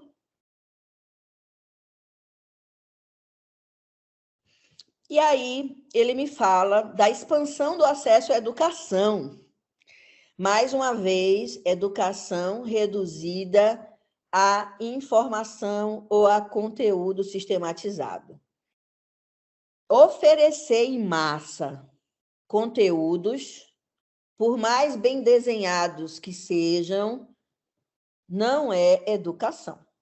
E essa é a minha grande crítica histórica aos modelos massivos de educação à distância, que insistem, inclusive na universidade pública, a produzir conteúdos autoinstrucionais, distribuir em massa e dizer que está educando, fazendo com que cada vez menos a gente tenha mediações com seres humanos, mediações com professores bem formados. Bom, pode rolar um pouco mais. O que eu quero dizer e mostrar para que a gente possa problematizar isso um pouco mais? É que para fazer educação em nosso tempo, com IA generativa, a gente precisa de professores muito bem formados, muito bem pagos e de pesquisadores de ponta. A gente precisa de professores e professoras, pesquisadores na escola básica, não é? Então, se não tivesse o repertório que eu tenho, pegaria o que o chat GPT me disse, colaria na entrevista e, obviamente, os meus leitores iam ficar chocados, porque quem me conhece sabe que eu jamais traria esses 4 pontos como os pontos positivos para fazer educação na cibercultura. Mas vamos rolar um pouquinho mais, porque eu vou dizer lá na entrevista, né? Pode rolar. Eu digo que eu concordo com os pontos negativos, tá bom? Já acabou? Ótimo. Pode retirar o slide para a gente ter mais visibilidade aqui entre nós. Então, eu vou dizer que eu concordo com os negativos, a questão do viés é muito importante, tenho estudado muito essa noção de viés, e essa noção de viés, como a Adriana citou, ela é construída, gente, porque quem desenvolve tecnologia de ponta no mundo são homens brancos urbanos. Por isso que o papel de nossas universidades é produzir ciência e tecnologia, conectados com educação, arte. Por quê? Porque se a gente, por exemplo, não tiver nossos próprios satélites no Brasil, se a gente não desenvolver nossas próprias interfaces, se a gente não formar pensamento computacional nas escolas desde as infâncias, nós vamos ter acesso aos algoritmos produzidos por um nicho da sociedade, que é o homem branco macho cristão. E é por isso que a gente pode estar no nosso estádio de futebol. Ontem me chocou, tá? A notícia de que um professor de educação física estava em Sergipe, assistindo ao jogo do seu time preferido, e um drone que sobrevoava, tá, gente? O estádio de futebol, fez o reconhecimento facial do professor e a polícia saiu arrastando o nosso colega até uma salinha. E aí, ao chegar lá, o professor foi informado de que o drone capturou o seu rosto como o rosto de um bandido procuradíssimo pela polícia, pela justiça.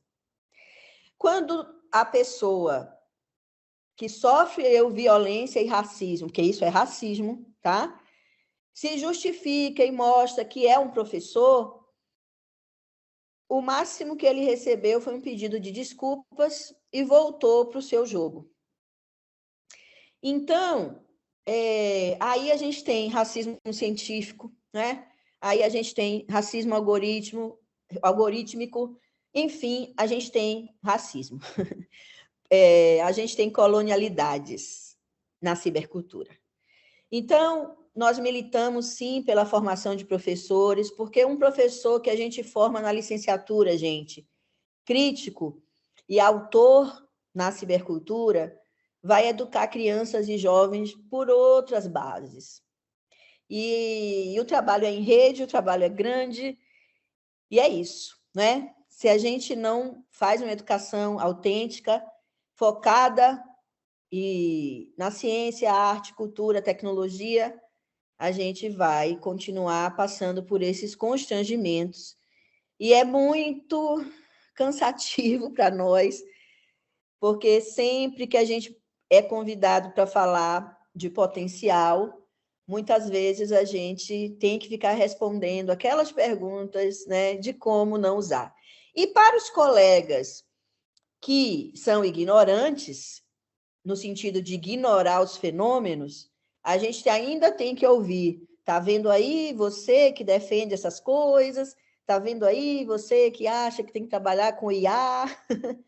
Claro, porque senão os usos que os programas e as políticas fazem são esses focados no instrucionismo. Porque se São Paulo está fazendo sequência didática com IA, é porque não entende o que é educação autêntica, e aí vamos voltar para estudar um pouquinho mais de Paulo Freire.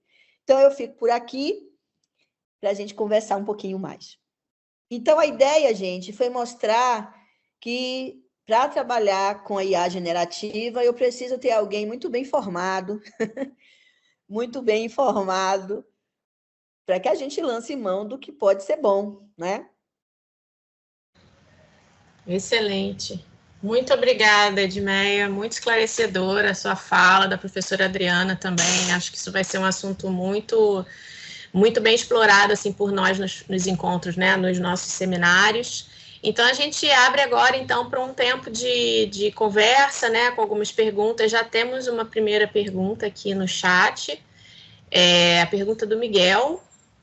Como orientar nossos professores em formação no mapeamento de ferramentas, recursos de IA generativa para padrões curriculares específicos e objetivos de aprendizagem em diferentes segmentos de ensino? Essa é uma primeira pergunta. Bom, Miguel, posso começar?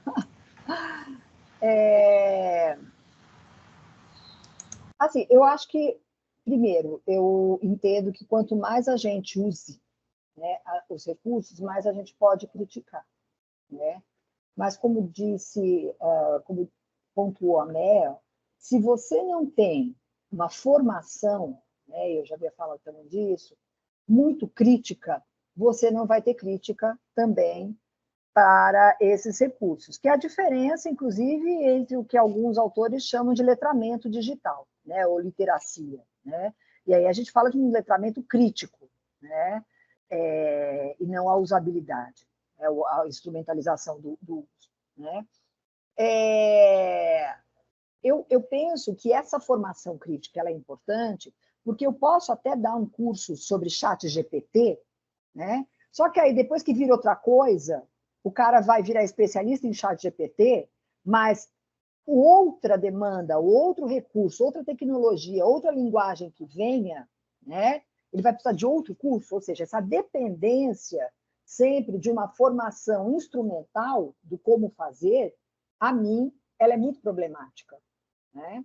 Ao passo que, se nós trabalhamos dentro de uma perspectiva de uma formação crítica para apropriação dos recursos e uso ético, consciente, crítico desses recursos, a gente está falando de outro tipo de formação.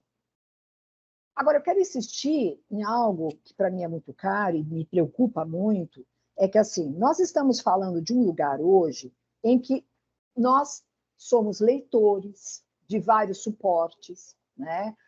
Nós trabalhamos dentro de uma perspectiva que possibilita o reconhecimento, identificação e apropriação de múltiplas linguagens, artística, imagética e etc., literária, enfim. Né?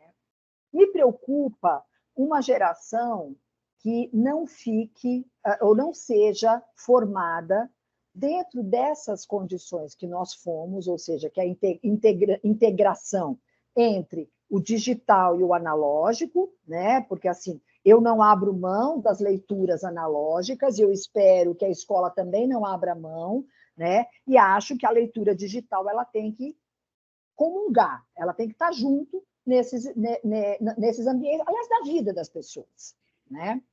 Então, esse desenvolvimento crítico que a gente quer, ele só vai ser possível se ele for trabalhado no processo formativo, né? Tanto dos professores quanto dos alunos. Então, mapear os recursos, ele só vai ser possível e potente se eu trabalhar esse outro viés formativo.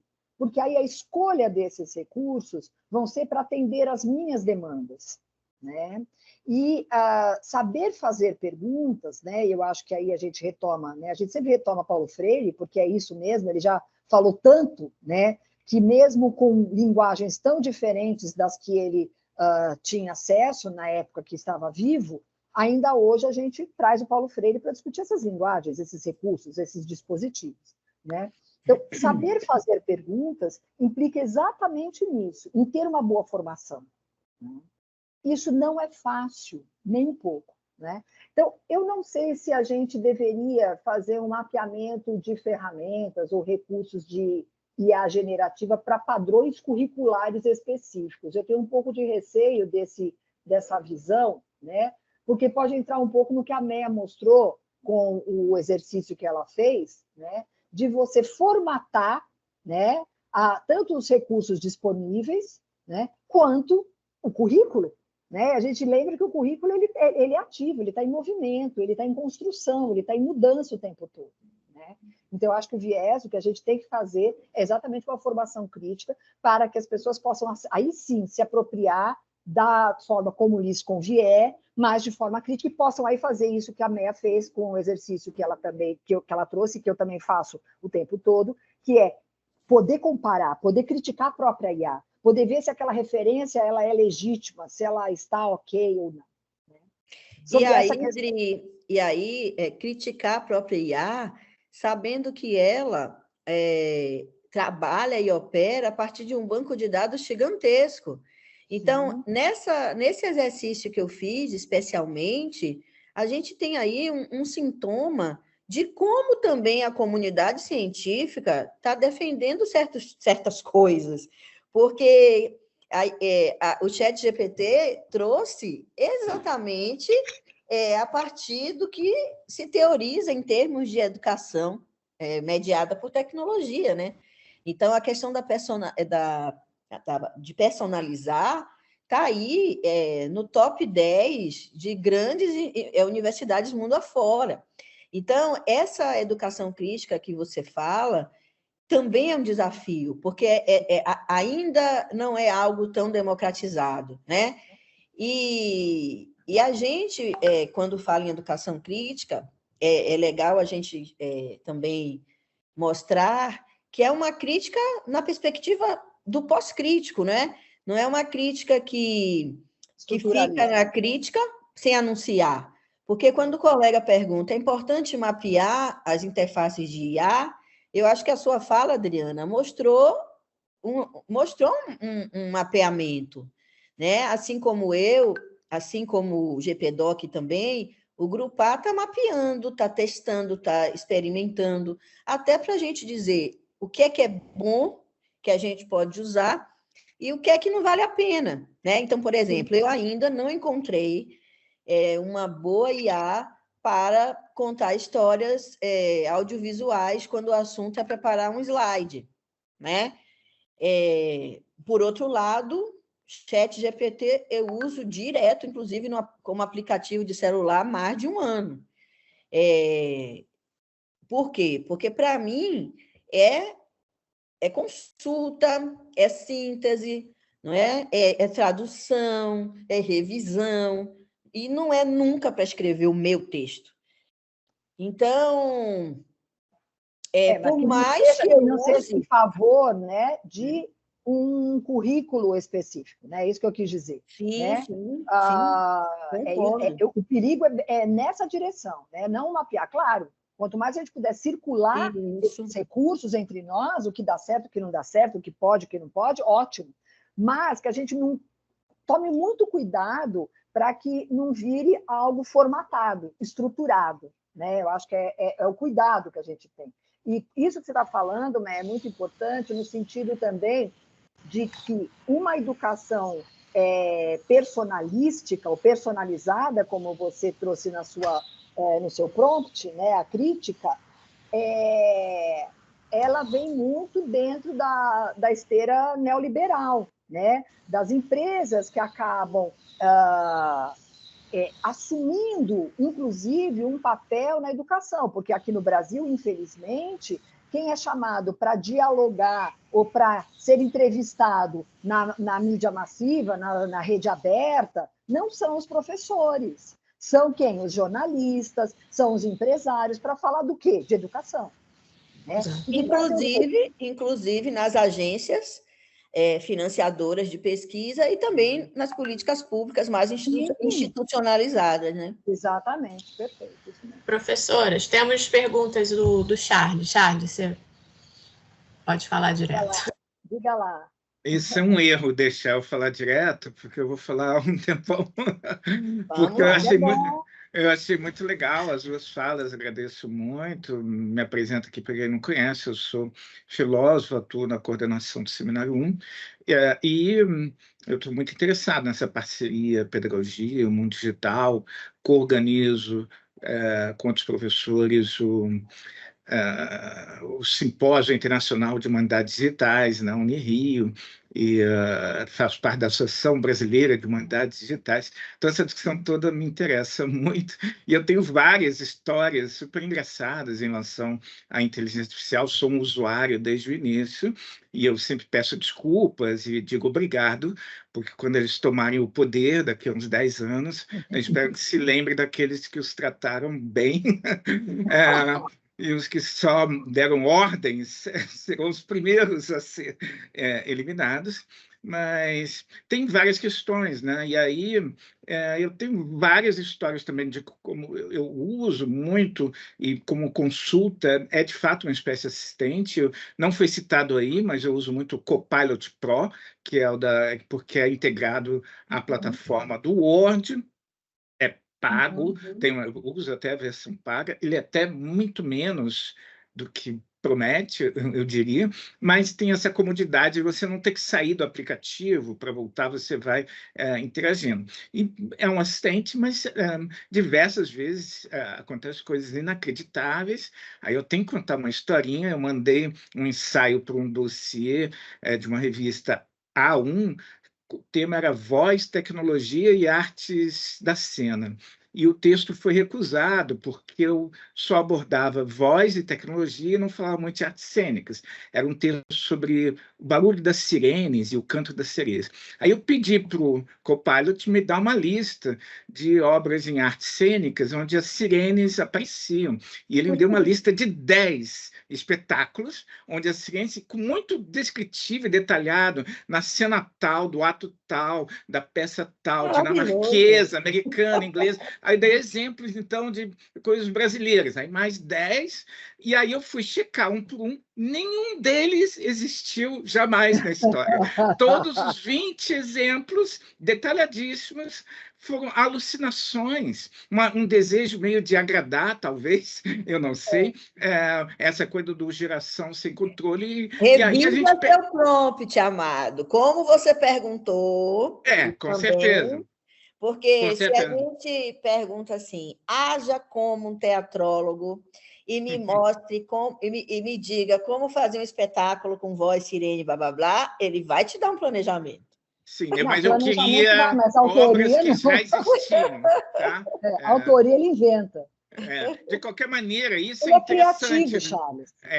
Isso é interessante porque é a gente que está se adaptando a ela, né? A gente é que tem que reformular os nossos comandos e começar a pensar como a inteligência artificial. Ao invés dela estar aprendendo, ela também aprende com a gente, mas é a gente que está se adaptando. Então, eu concordo totalmente com a ideia de uma pedagogia da pergunta. A filosofia, basicamente, é uma academia da pergunta, mas eu tenho um pouco de medo de que a gente acabe se adaptando ao modo como a inteligência artificial é capaz de entender perguntas e a gente empobrece o nosso modo de perguntar. Mas a minha pergunta nem era essa, eu só queria contar essas histórias. A Marina deixou eu falar, pronto. É que eu acho que esses erros e essas alucinações, esse erro de reconhecimento facial, isso tudo caminha para uma diminuição dessa margem de erro e um funcionamento cada vez mais efetivo. E eu fico bem preocupado que eu acho que isso não é o único problema. Mesmo que ela não cometa...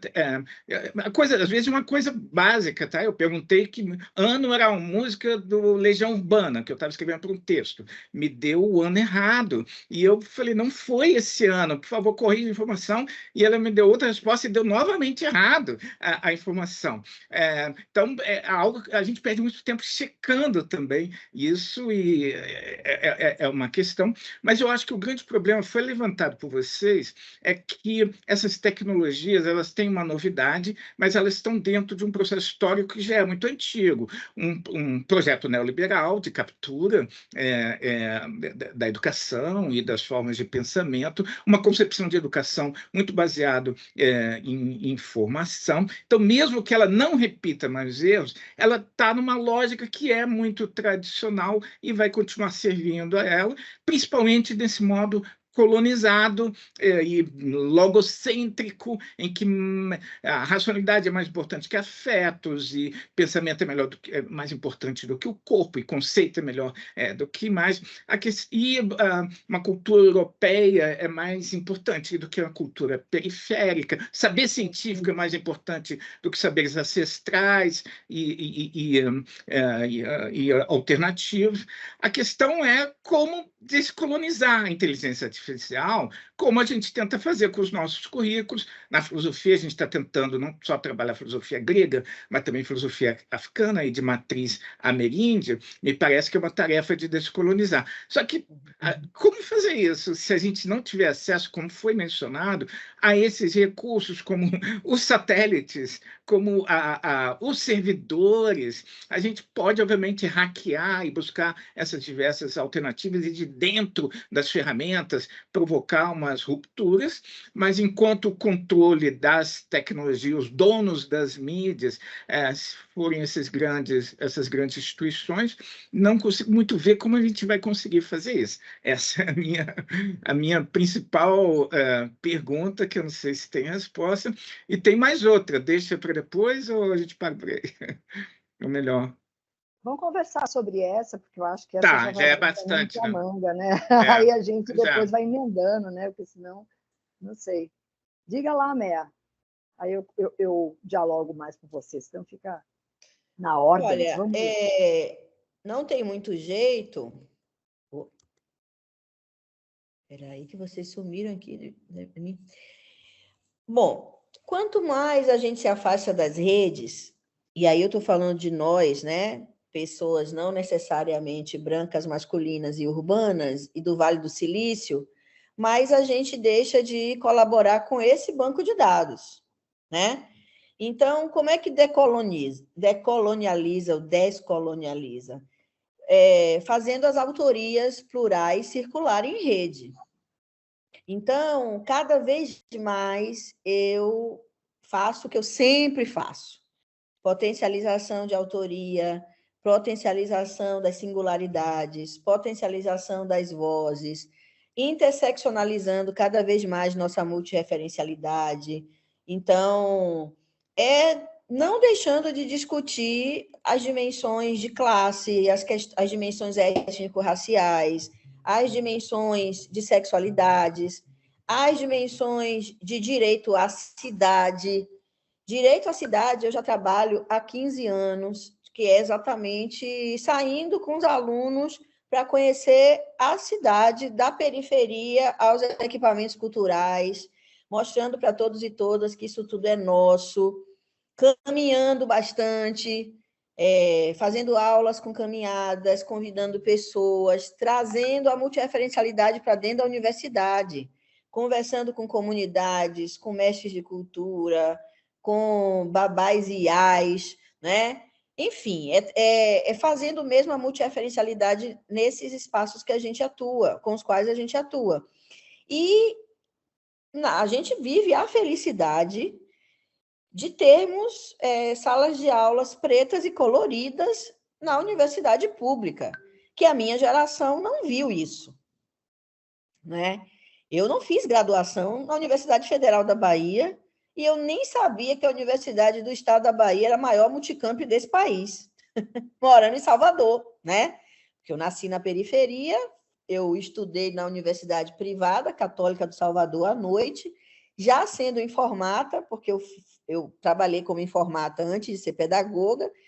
Então, minha gente, hoje eu dou aula à noite, né, numa turma linda, preta, colorida, e hoje eu tenho alunos que são pessoas trans, pessoas pretas, mulheres, professoras e professores, fazendo mestrado e doutorado, coisa que eu não vi quando eu fui aluna de mestrado da UFBA. A minha turma de colegas de mestrado e doutorado na UFBA não era uma turma preta colorida, né? Então, eu acho que a gente construiu neste país um legado que o mundo não tem, que é a nossa universidade pública, laica e qualidade. Ainda mais viajando e fazendo mais internacionalização, como a gente tem feito agora com os nossos grupos. A universidade, do jeito que a gente tem, com esses programas, porque, gente, o CEDERJ começou para atender uma demanda da LDB lá atrás, né? E hoje a gente tem egressos de mestrado e doutorado, professores que são aprovados nos concursos públicos, que são nossos alunos do consórcio, que é um consórcio que a gente critica o tempo inteiro, né? Mas que a gente sabe que a gente produziu e vem produzindo um saber que, apesar do hegemônico, a gente tem lá nossas táticas de praticante, né? Então, eu acho que a gente tem que fazer o que a gente está fazendo e cada vez mais virar de ponta cabeça epistemologicamente, não tem muito jeito, não. Eu concordo com a Mea, e aí eu só queria trazer uma outra reflexão junto, que, assim, eu penso que as discussões sobre colonialidade, decolonialidade, elas ainda estão muito, cada um no seu quadrado, né? Então, você tem o grupo que discute a questão LGBTQIA+, você tem um grupo que discute as questões raciais, você tem um grupo... E nós que também discutimos, além desses pontos, também o digital, né? Tanto que a gente tem aí discussões muito bacanas sendo desenvolvidas sobre o colonialismo digital, né? E aí, Charles, eu acho que é muito legal você ter trazido isso para a gente pensar, porque eu entendo que enquanto a gente continuar fragmentando os espaços, a gente nunca vai ganhar vantagem em nada, né? Então, você tem pessoas, por exemplo, que discutem a relação corpo, a relação emoção, a relação racial, cada um no seu quadrado, e muitos com uma certa resistência ao digital, né? Muitos grupos com resistência ao digital. Sendo que tudo isso está acontecendo no digital, né? E aí, quando aparece, né, algo desses temas, né, desses movimentos no digital, porque lógico que aparece, né, porque o digital nos atravessa o tempo todo, aí se lembra que... Então, assim, eu acho que o nosso grande problema, né, complementando o que a Meia falou, são as fragmentações, né? Então, eu penso que a gente, para combater tudo isso, ou para criar, né, um digital decolonial, uma IA decolonial, a gente tem que habitar, né, a gente tem que fazer as mudanças dentro do nosso cenário, mas a gente tem que entrar nesses movimentos trazendo a discussão do digital, porque ela passa ao largo, ela não é integrada, é como se fosse uma área, né? A tecnologia ainda é uma área, né, que ela é apartada, né? Eu acho que tem questões nossas, que nós também precisamos, talvez, mudar um pouco a nossa forma de lidar, né? Mas tem ainda muita resistência. Então, eu acho que quanto mais a gente conseguir integrar as pessoas para essas discussões, junto conosco, mais a gente vai conseguir, junto com os movimentos legítimos decoloniais, né, fazer uma coisa única. Porque eu não consigo entender uma decolonialidade que ela é apartada de outro movimento decolonial. Você entendeu? Né? Então, assim, eu discuto o preconceito, discuto a inclusão, mas é de um segmento específico. De outro segmento, ela não me interessa. Isso não existe. A gente nunca vai conseguir fazer coisas dentro da linha que a gente gostaria se a gente não fizer essa integração, esse diálogo com outras áreas. Porque, por exemplo, falar sobre o Nelson Preto, né, que é nosso parceiro, nosso querido, né, foi orientador da MEA e tal, ele já falava, a gente fala muito entre nós, né? Falar entre nós não é tranquilo, ok, né? Agora, falar com quem tem a outra voz, né, com as vozes dissonantes, com quem tem essa forma de pensar tão diferente de nós, por exemplo, a gente está tendo que debater agora o caso de uma prefeita que pegou todos os livros que recebeu do governo federal e jogou no lixo, porque fala que ali tem um viés, né, de gênero e que ela não vai aceitar isso. Tarará. Então, assim, isso tudo está atravessando a cultura digital, a cibercultura, está atravessando as nossas pesquisas, está atravessando o nosso fazer. E a IA, ela vai refletir o quê? Não é a voz dos pesquisadores das universidades públicas federais.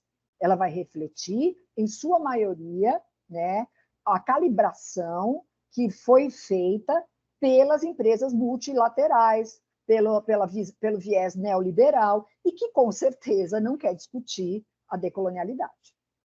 Não quer. Não, e sem contar também que a nossa universidade também é produzida por pessoas eurocentradas e que também não estão sintonizadas com uma educação democrática.